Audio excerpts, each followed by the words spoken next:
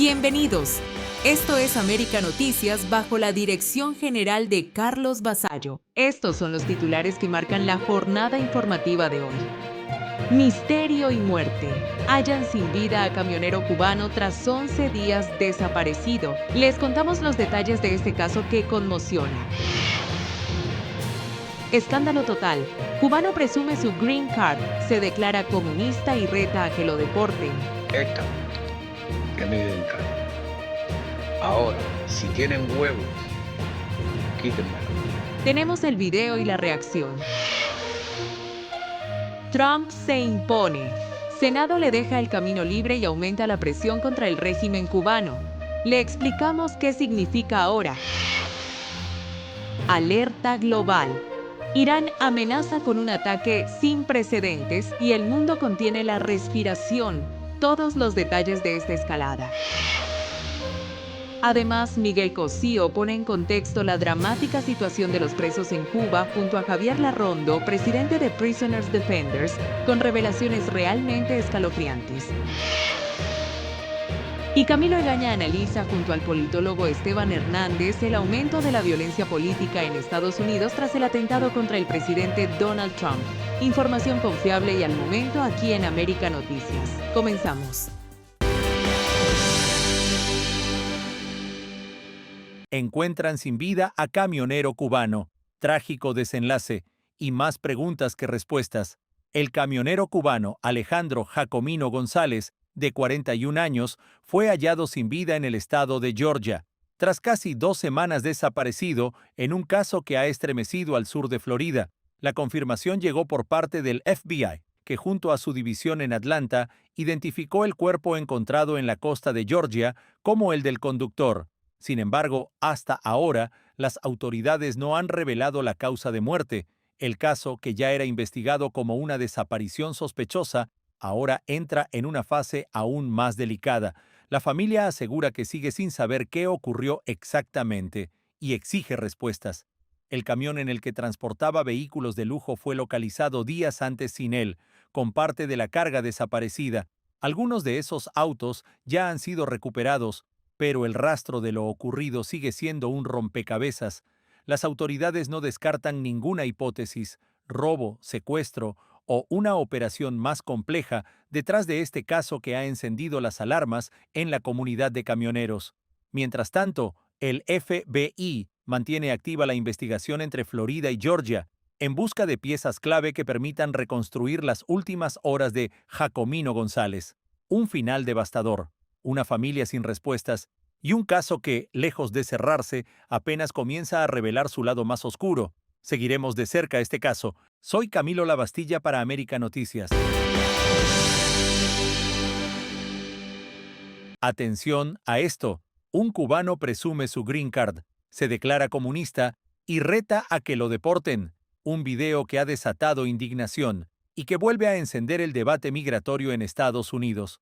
Un cubano residente en el país aparece frente a cámara, muestra su green card y lanza un reto directo: que se la quiten si pueden. Se trata de Roberto García Cabrejas, quien en redes sociales se declara abiertamente comunista, socialista y fidelista, sin ningún tipo de filtro. Pero no se queda ahí. Con la residencia permanente en la mano, desafía al sistema, dice que lo deporten. Bueno, ya saben que soy comunista, ya saben que soy socialista, ya saben que soy fidelista, ya saben que soy humanista y todo lo que termine con ista. Esta es mi green card. Ahora, si tienen huevo, quítenmela. Si tienen huevo, depórtenme. Aquí estoy. Y para donde quieran, para el Congo, para Groenlandia, para Zimbabue. Si tienen huevo, aquí está. Si tienen huevo, quítenme la green card.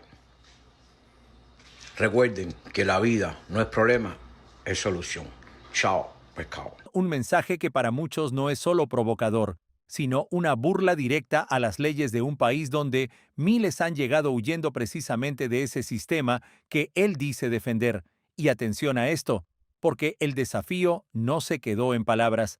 En otro video, el propio Roberto García Cabrejas va más allá y llega incluso a revelar públicamente su ubicación, retando abiertamente a las autoridades a que actúen. Vivo en el 1100 Howard, 599 Sacramento, 825. Los últimos números, Seguro Social 35. Teléfono 408-464. Solamente atiendo a números que se han identificado, no spam. ¿Qué más quieres de mí? ¿Ya lo tienes todo? Una exposición total que eleva la polémica y deja claro hasta dónde está dispuesto a llegar. El contexto no es menor. Bajo la actual política migratoria, el gobierno ha endurecido su postura, revisando incluso casos de residentes y ciudadanos naturalizados. La ley establece que vínculos con ideologías totalitarias pueden ser motivo de inadmisibilidad, aunque retirar una green card ya otorgada requiere un proceso legal.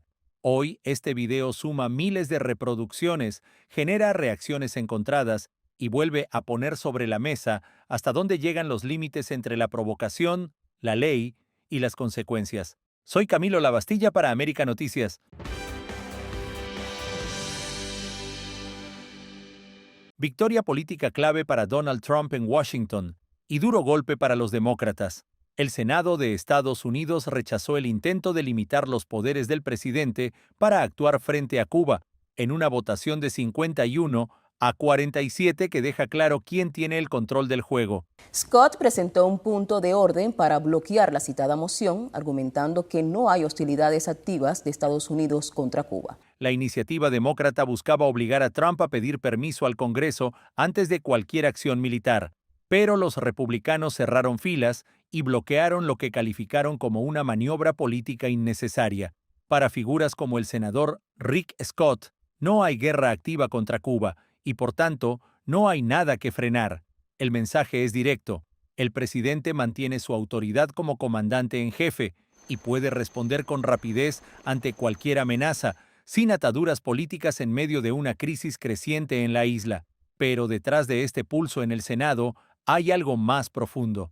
Mientras los demócratas hablan de supervisión y límites, los republicanos cuestionan si en realidad están debilitando la capacidad de Estados Unidos frente a regímenes autoritarios. El canciller del régimen cubano, Bruno Rodríguez Parrilla, junto a otros voceros de la dictadura, se pronunciaron tras el fracaso de la resolución, evidenciando el interés directo del gobierno cubano en que se limitara la capacidad de presión de Estados Unidos. No es un detalle menor.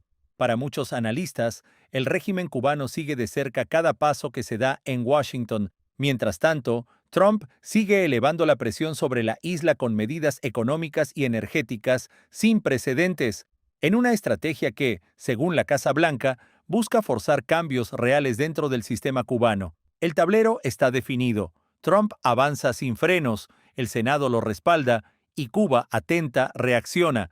La pregunta ahora no es si puede actuar, sino cuándo y hasta dónde llegará esta presión. Camilo Lavastilla, América Noticias.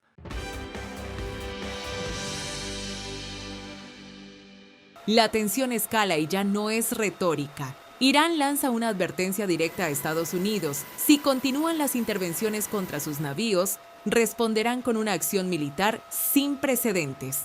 Un mensaje que eleva el pulso en una región donde cada movimiento puede detonar un conflicto mayor. Desde Washington, la respuesta no se hace esperar. Donald Trump redobla la presión, critica la desorganización del régimen iraní y lanza un mensaje claro. Más les vale espabilar pronto. Todo mientras mantiene firme una estrategia que, según la Casa Blanca, busca asfixiar económicamente a Teherán sin necesidad, al menos por ahora, de bombardeos. Y esa presión tiene nombre: bloqueo. La administración Trump confirma conversaciones con petroleras para sostener durante meses el cerco naval que limita el flujo energético iraní. Una jugada que golpea directamente la economía del país y que el propio presidente describe como más efectiva que las bombas. Pero el conflicto no se queda ahí. Israel suma otra capa de tensión al denunciar que Hezbollah utiliza ambulancias y hospitales como cobertura para mover armas y personal. Acusaciones graves que justifican, según Tel Aviv, sus operaciones incluso en zonas sensibles. Mientras tanto, el sur del Líbano vuelve a sangrar. Ataques recientes dejan al menos 5 muertos, incluyendo una familia completa y decenas de heridos, entre ellos niños. Todo esto en medio de una tregua que en el papel debería estar vigente. El presidente libanés pide que se respete el alto el fuego antes de cualquier negociación, pero sobre el terreno la realidad es otra. Bombardeos, respuestas armadas y una escalada que no se detiene. En paralelo, Trump mantiene su línea roja. No levantará el bloqueo hasta que Irán garantice que no desarrollará armas nucleares. Dice que Teherán quiere negociar, pero no en sus términos. Así, el tablero global se tensa en múltiples frentes. Amenazas militares, presión económica, acusaciones cruzadas y víctimas civiles que siguen aumentando. Y mientras el conflicto se intensifica, Trump lanza un mensaje visual que no pasa desapercibido. Una imagen generada con inteligencia artificial, armado con explosiones de fondo y una frase contundente: "Se acabó lo de ir de bueno". Un símbolo claro de que en este pulso, la estrategia ya no es contener, sino imponer. Un informe de Leticia Grau para América Noticias. La realidad cambió de golpe y miles de cubanos lo están sintiendo. La aprobación de residencias permanentes para cubanos se ha desplomado un 99,8%, dejando a toda una comunidad en incertidumbre total. Los números son contundentes. Antes se aprobaban más de 10,000 casos al mes. Hoy, apenas unas decenas. En enero de 2026, de más de 7,000 solicitudes, solo 15 cubanos lograron obtener la llamada Green Card, pero mientras caen las aprobaciones, suben las detenciones. Los arrestos de inmigrantes cubanos se han disparado más de un 460%, marcando un giro radical en la política migratoria. Lo que antes era un camino relativamente claro para muchos cubanos, ahora se ha convertido en un laberinto sin salida. El problema va más allá de los números. Miles de casos están congelados. Personas que llevaban años esperando una respuesta ahora se encuentran en un limbo legal, sin estatus definido y con el riesgo constante de deportación. Además, el cierre de programas clave como el paro humanitario y la suspensión de mecanismos de entrada han dejado a muchos sin opciones. Incluso la histórica ley de ajuste cubano, que durante décadas fue una vía segura hacia la residencia, ha perdido efectividad en este nuevo escenario. El impacto se siente con fuerza en el sur de Florida, donde vive gran parte de la comunidad cubana. Familias divididas, trámites detenidos y un clima de incertidumbre que crece día tras día. Y mientras tanto el debate se intensifica, algunos respaldan una línea más dura contra el régimen cubano, pero rechazan el aumento de deportaciones contra migrantes sin antecedentes. La pregunta ahora es clara: ¿qué pasará con los miles de cubanos que siguen esperando una oportunidad legal en Estados Unidos?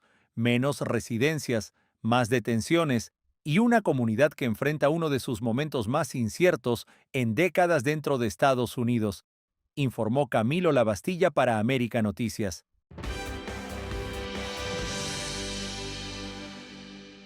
Castro Smirnov suplica petróleo a Rusia. El mensaje es directo y no deja espacio a dudas.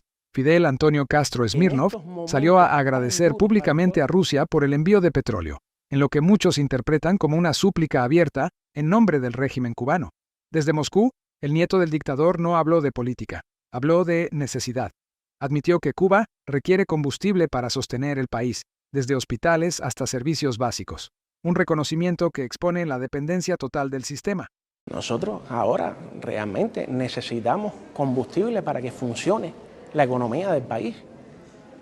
No solamente para la generación, sino para los hospitales, para mover las ambulancias, para que funcionen las escuelas, para que funcionen las universidades, para afianzar lazos científicos entre nuestros pueblos.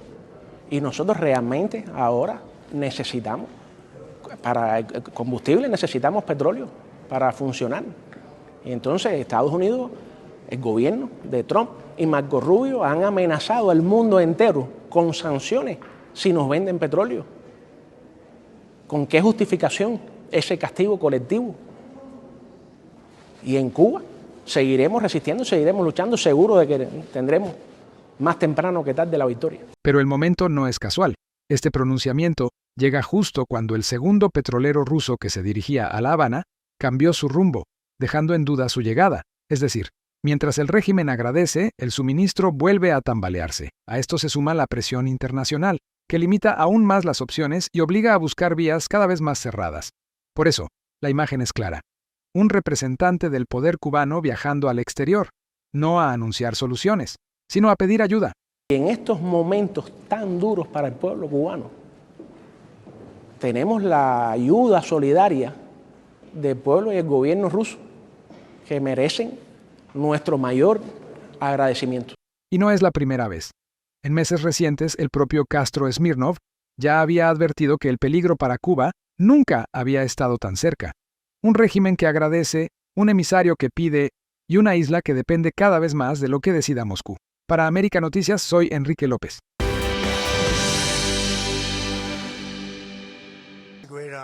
Este es un gran honor y damos la bienvenida a sus majestades, el rey Carlos III y la reina Camila, del Reino Unido a la Casa Blanca. Un lugar muy especial, muy especial. Una cena de Estado, 2 líderes y una frase que lo resume todo. 2 reyes. Así cerró la Casa Blanca una noche cargada de simbolismo, política y algo de humor durante la visita del rey Carlos III a Washington. En medio de tensiones globales por Irán y Ucrania, el monarca británico llegó con un mensaje claro: renovar la histórica alianza entre Estados Unidos y el Reino Unido. Una relación que calificó como indispensable y que, según dijo, ha sido clave para la prosperidad y seguridad de ambos países. Pero no fue solo protocolo. Carlos III habló ante el Congreso, un hecho poco común, y defendió abiertamente el papel de la OTAN, justo cuando Donald Trump ha coqueteado con la idea de alejarse de la alianza. Diferencias, sí. Ruptura, no. Y es que el propio rey lo dejó caer con elegancia británica. Los aliados pueden discrepar, sin romperse. Ya en la cena organizada por Melania Trump, el tono fue otro, más distendido, más estratégico. Trump elogió el discurso del rey. Dijo sentirse celoso en broma y hasta sugirió que Carlos estaba más de acuerdo con él sobre Irán que él mismo. Todo esto mientras se servía un menú digno de palacio. Velouté de verduras, raviolis de primavera, lenguado meunier y un postre con miel de la propia Casa Blanca. Alta cocina para alta diplomacia. Entre los invitados, pesos pesados: Tim Cook, Jeff Bezos, Jensen Huang y hasta el golfista Rory McIlroy. Una mezcla de poder político, económico y mediático en una misma sala. El mensaje de fondo: a pesar de roces recientes, incluyendo diferencias con el primer ministro británico Keir Starmer, la relación especial sigue viva, aunque con matices. Y mientras algunos critican, la Casa Blanca responde con ironía, una foto, 2 figuras y un titular que ya da la vuelta al mundo: 2 reyes. Diplomacia con etiqueta, política con guiños y una alianza que entre bromas y tensiones busca reinventarse sin romperse. Porque al final, en Washington y Londres, el juego sigue siendo de poder. Informó Leticia Grau para América Noticias. Para que estés mejor informado, te dejamos con nuestras noticias en un minuto. Las agencias de Miami que exportan autos a Cuba siguen enfrentando demoras y clientes molestos por vehículos retenidos, cargos extra y entregas que no se concretan. Varios afectados aseguran que pagaron miles de dólares para enviar carros a la isla y luego descubrieron que los autos quedaron parados en el puerto o bloqueados por trámites adicionales. En algunos casos incluso les han pedido más dinero por almacenaje para poder recuperar los vehículos, lo que ha disparado el descontento. El negocio ya venía golpeado por nuevas reglas cubanas que endurecieron los requisitos para importar vehículos, incluyendo autorizaciones de fabricante y condiciones que complican la operación a las agencias del sur de Florida. Además, varias empresas han perdido licencias por exceder límites autorizados en envíos, lo que ha aumentado la presión regulatoria en ambos lados del estrecho. El resultado es un mercado cada vez más incierto, donde los clientes sienten que pagan primero y reciben respuestas después, si es que llegan. Alexei Ramírez, ex campocorto cubano de Grandes Ligas, dio positivo por 4 esteroides anabólicos durante el Clásico Mundial de Béisbol, según informó la Agencia Internacional de Controles. La sustancia detectada incluyó metabolitos de mesterolona, metandienona, oxandrolona y estanosolol, lo que llevó a su suspensión provisional inmediata. El caso sorprendió porque Ramírez, de 44 años, había hecho historia en el torneo como el jugador de mayor edad en participar. La notificación se basó en una muestra tomada durante la competición, en la que Cuba quedó eliminada en la fase de grupos. La IT explicó que esos compuestos están asociados con el aumento rápido de masa muscular, fuerza y rendimiento físico, por lo que el positivo tiene un peso muy serio dentro del dopaje internacional. Ahora el expelotero queda expuesto a una sanción mayor mientras el caso sigue su curso disciplinario. Desalojo de la casa de Alejandro Gil en Playa se ejecutó este miércoles bajo vigilancia, como parte de las sanciones accesorias derivadas de su condena firme a cadena perpetua por espionaje y otros delitos. Al mismo tiempo, las autoridades devolvieron a su familia otra vivienda en Santo Suárez porque se reconoció como legal la donación que la sustentaba, según la propia hermana del exministro. El punto más llamativo es la mezcla de castigo y rectificación. Confiscan una propiedad, pero respetan otra, y eso sugiere que el caso patrimonial de Gil no quedó cerrado de forma totalmente uniforme. También se reportó que en la vivienda de Playa residían su esposa, una hija, una nieta y el yerno, y que el operativo incluyó camiones para retirar pertenencias. El día de hoy, miércoles, se acaba de ejecutar el desalojo de la familia del exministro Alejandro Gil de su vivienda en Miramar. Acabo de conversar con la hermana del exministro Alejandro Gil, la señora María Victoria Gil, quien nos confirmó en exclusiva que se había ejecutado este desalojo y además nos envió algunas imágenes de lo que había ocurrido. Recuerden que en esa casa vivía la hija de Alejandro Gil y la esposa de Alejandro Gil, junto también con la nieta del exministro, quien fue acusado de corrupción, condenado por corrupción y condenado también por espiar supuestamente para los Estados Unidos. Buenas tardes, Mario.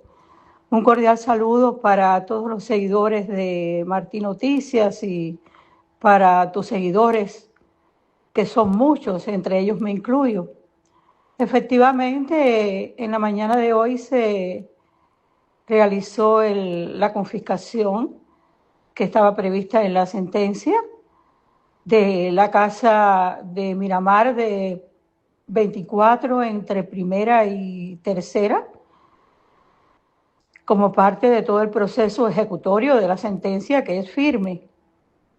Pero gracias a Dios, Mario, les han devuelto la casa familiar, porque en la sentencia se decía que la casa yo se las había donado de una manera ilegal, lo cual no es cierto, y se demostró jurídicamente que era una casa antes del triunfo de la revolución de nuestra familia y que yo se la había donado legalmente a mi sobrina Laura María Gil González, y ella la había entregado cuando les otorgaron la casa de Miramar.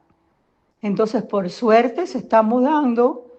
No podemos decir que estén felices, pero están conformes. Estamos de regreso en América Noticias junto a La Resistencia con Miguel Cosío. Javier, bienvenido a La Resistencia.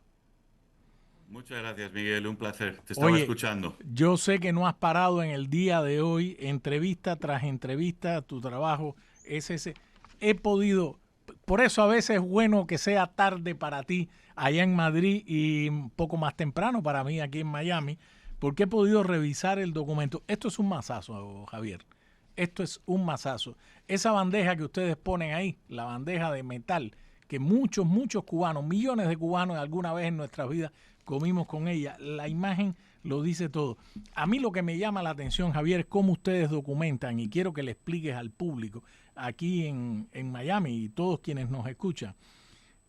Primero, Cuba es una gran cárcel. Es decir, de la población que hay en Cuba, si no es la primera, decía yo, es la segunda o la tercera, 90,000 reclusos en total.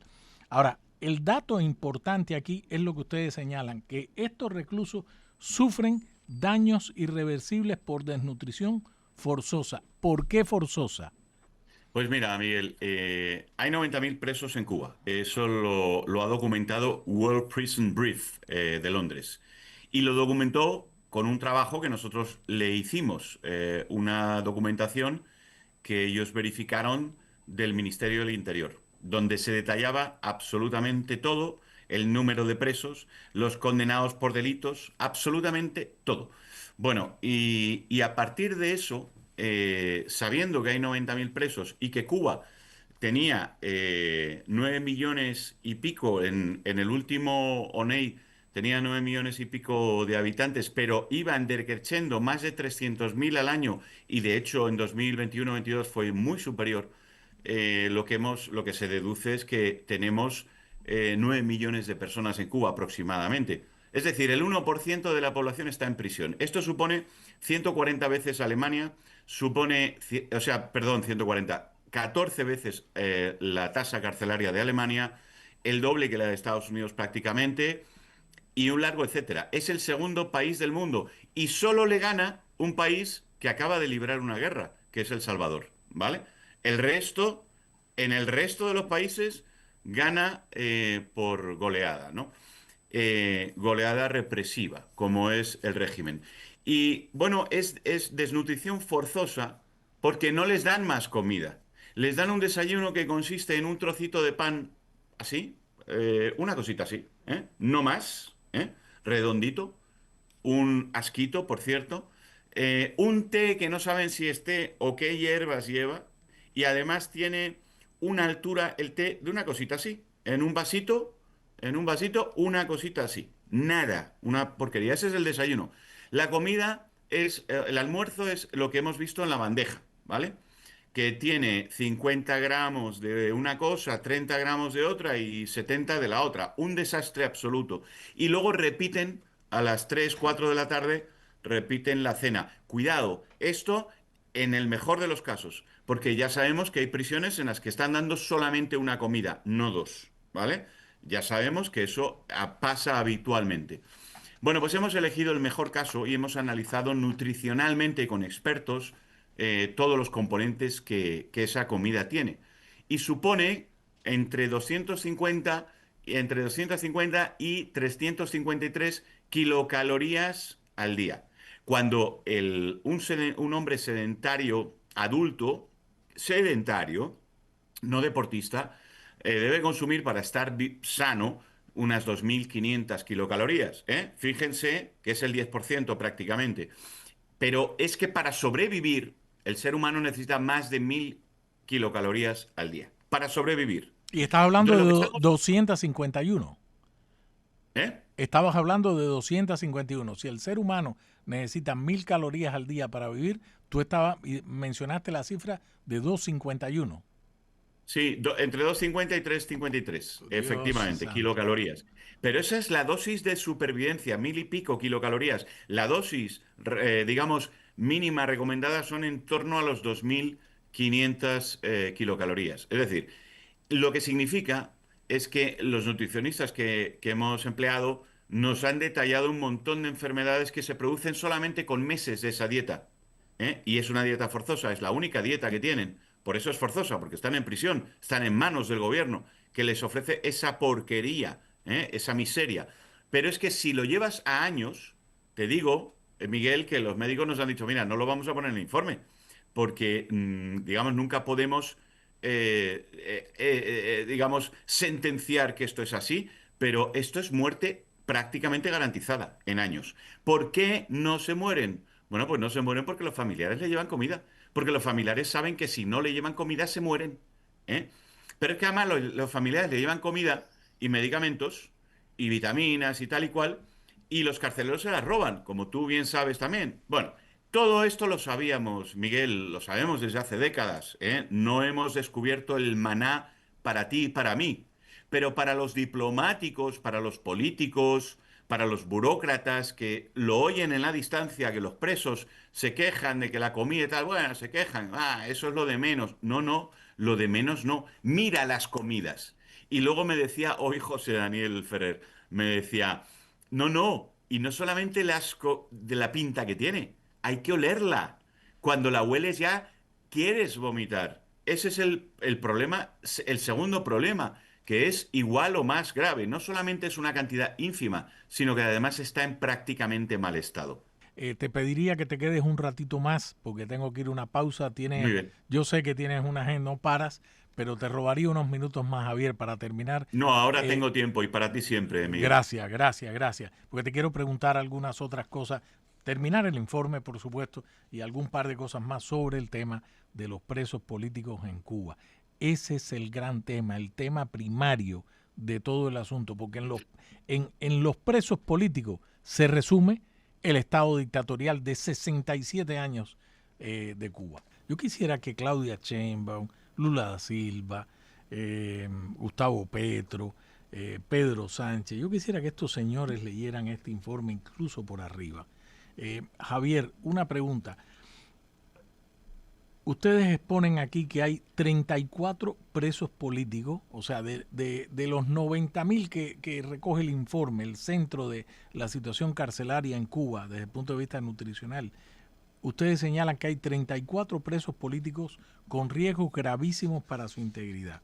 Incluso 21 de ellos tienen graves enfermedades que deben ser liberados ya. Tú me contaste el otro día la anécdota de que te habían llamado y a quién, hazme una lista de a quién por quién debemos presionar para que liberen, y tú le dijiste no. ¿Por qué tú no compartes esa anécdota con el público?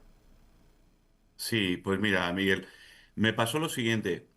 Me llamó un determinado país que creía, y yo lo creo, tienen capacidad para hacerlo, que podía liberar a 10 presos y que le diera una lista de los emblemáticos. Me lo dijo así.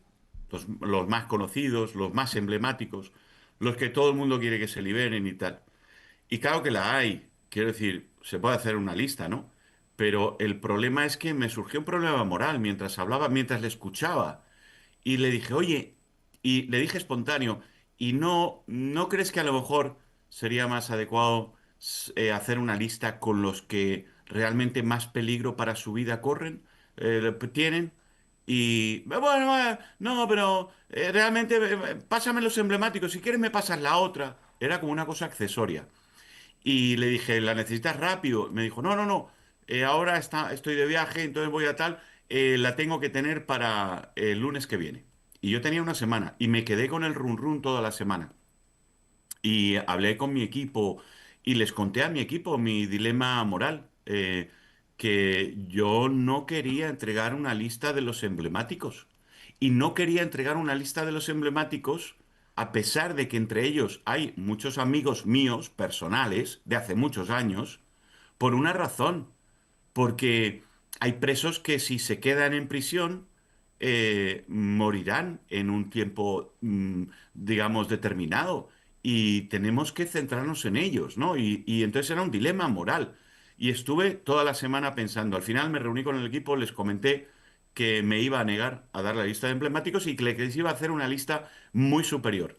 Hablé con un embajador, el embajador no le conté los detalles, pero me dijo, mira, si tienes ese dilema, trata de encontrar el argumento para que te entiendan. Y empecé a pensar en argumentos. Y entonces dije, les escribí al final, el lunes, con toda la lista de los 34. Y les dije, miren, punto uno, si ustedes van a liberar a 10 personas, de 770 es una cifra irrisoria. Solo el mes pasado han entrado 44 y el mes anterior 28. Entonces, no es nada. En efecto, no es nada. Si, por el contrario, ustedes eligen los que más en peligro están, primero, no les podrán criticar por oportunistas, porque siempre dicen que los políticos van al oportunismo y a llamar la atención, pero no a hacer las cosas que realmente la gente necesita. Y ahora necesitan esos 34, necesitan su vida. Segundo, y podrán ser transparentes a la hora de transmitirlo. Miren, él hemos elegido por estas enfermedades, por tal, por cual y no sé qué. Y nadie les podrá criticar que hayan hablado con el régimen cubano si es para salvar a 34 personas que están cerca de la muerte. En el escenario en el que estamos hoy, Javier, Cuba está viviendo una crisis humanitaria a gran escala. El colapso humanitario, estoy seguro que en muchas partes de Cuba, empezando por las prisiones y con este reporte que ustedes acaban de sacar, me acerco a lo que tú estás señalando. No sé si has podido leer o ver las declaraciones del secretario de Estado.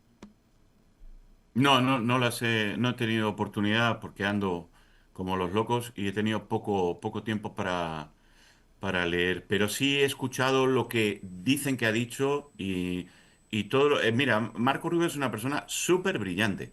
Marco Rubio es muy preciso en su lenguaje. Marco Rubio conoce muy bien la dictadura y es una persona técnica. O sea, Marco Rubio, digamos que yo antes no le seguía tanto en el sentido de que, bueno, es política americana, etcétera, etcétera, era senador y tenía una cierta idea, pero hoy en día que está en el gobierno americano y le sigo constantemente, es que no da, ¿cómo decirte?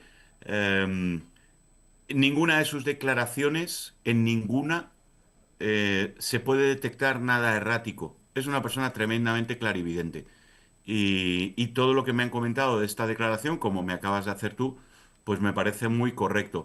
Él, a lo mejor, también en el lenguaje político, no puede, digamos, utilizar la información que tiene de lo que va a pasar o que él sabe que De va a acuerdo, pasar, de acuerdo. pero el análisis que él hace es correcto. Es decir, o hay reformas muy importantes o hay un colapso. Y el colapso no lo vamos a permitir, se acabó. Eso es bastante claro. El que quiera entender, que entienda. No, y lo dijo, fíjate, ahora que menciona eso, en la parte final de su declaración, él dijo, no vamos a permitir un colapso Eso porque es. Cuba está a 90 millas, dijo, del sur de la Exacto. Florida, y a 100 millas, lo dijo así, de Mar a Lago. Mar a Lago, la residencia del presidente Donald Trump. Javier, una última pregunta, porque me imagino que te han exprimido el cerebro hoy con tantas entrevistas. Este informe, importante informe, ¿tienes conocimiento? ¿Ya ha llegado al Departamento de Estado? Sí, sí, claro, claro, claro. Pero no solo al Departamento de Estado. Ha llegado al Departamento de Estado, a todo el Parlamento Europeo, a la Comisión Europea, te diría que en torno a 30, 40 gobiernos. Nosotros tenemos una lista de comunicaciones con los más altos cargos de parlamentos, gobiernos y demás a nivel mundial de unos 40 a 50 países, ¿eh? O sea que sí, sí, sí, ese es nuestro, digamos, el impacto mediático va por un lado y eso mueve una palanca de movimiento de los políticos. Los políticos hoy en día van detrás de las encuestas y por lo tanto los estados de opinión de prensa y de la población son muy importantes. Pero nosotros accionamos en las dos vías y casi más, te puedo decir, en la vía político-diplomática. Ahí es donde impactamos y ahí es donde más nos leen. Nosotros sabemos quién lee y quién no lee. Y ahí sabemos que tenemos una acogida muy importante y que todos, digamos, respetan el trabajo que hacemos y lo toman como serio y fiable. Y por lo tanto, el informe este es tan demoledor que habrá muchos que ganarán fuerza en su acción diplomático-política y otros que tendrán que esconderse un poco. Y a lo mejor alguno habrá converso diciendo, uff, lo de Cuba es indefendible. Tiene que haber algunos de esos. Así que para nosotros eso es muy importante, ¿no? El que haya ese impacto político-diplomático. Pues Javier, te lo agradezco mucho. Aquí seguiremos dándole divulgación a este importante informe. Te agradezco mucho el trabajo de la organización y espero volverme a encontrar contigo en estos espacios. Sé que vas a tener en pocos días nuestro buen amigo, en común amigo, hermano, José Daniel Ferrer por allá, así que ya me reportarán qué andan haciendo, ¿eh? Por allá en Miami. En Miami. Sorpresa, sorpresa. Un abrazo, Javier. Un abrazo muy fuerte. Gracias, Javier Larrondo, señores, presidente de Prisoners Defenders.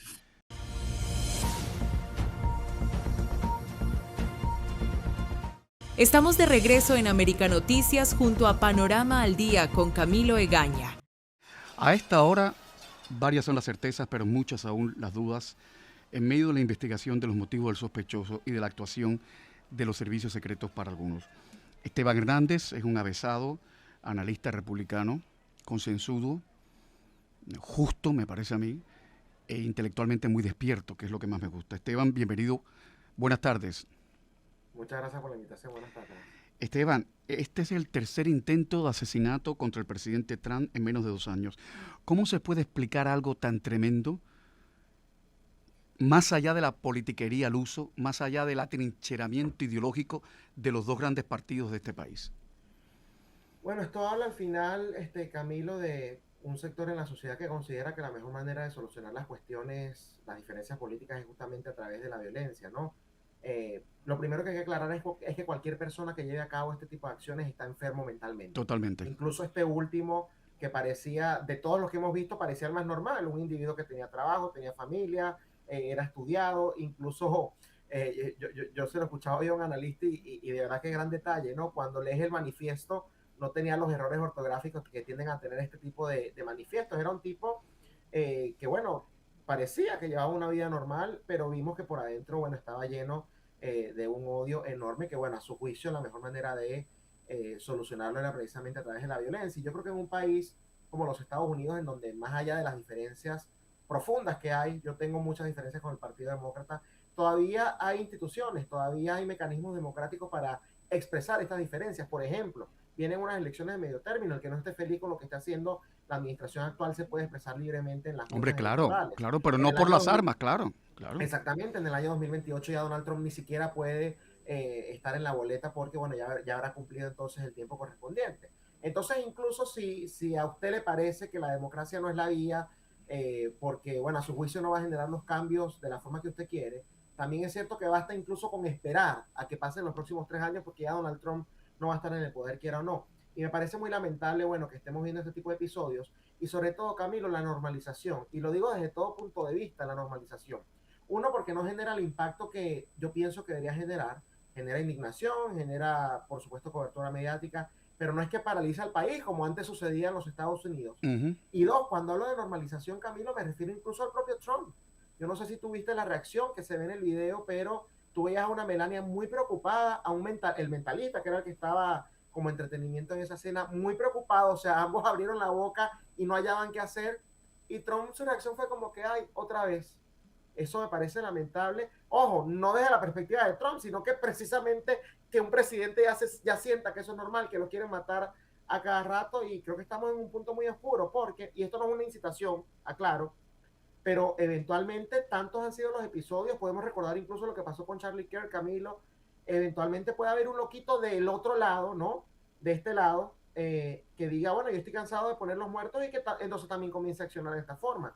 Hay que buscar los mecanismos institucionales pero hacerlo ya. Esteban Hernández, el incremento de la violencia política, que es innegable en este país, podría ser un síntoma de la degradación de la vida pública en los Estados Unidos. Yo siento que es un síntoma de creerse cosas que evidentemente no hay que creerse, Camilo. Más allá de la degradación o no, fíjate algo, yo no uso, y yo vengo de Venezuela, y yo no uso el término comunista de manera banal. Yo, con todas mis diferencias con Joe Biden, que te digo, a nivel político lo desprecié muchísimo, me parece que fue una administración terrible desde todo punto de vista. Yo nunca usé el término comunista en su contra, porque me parece que uno tiene que usarlo cuando realmente hay una persona que defienda ese tipo de ideas. Me parece que se ha banalizado el término, me parece que se ha banalizado el término fascista, el término nazi, que bueno, básicamente ahora está en la discusión pública diaria.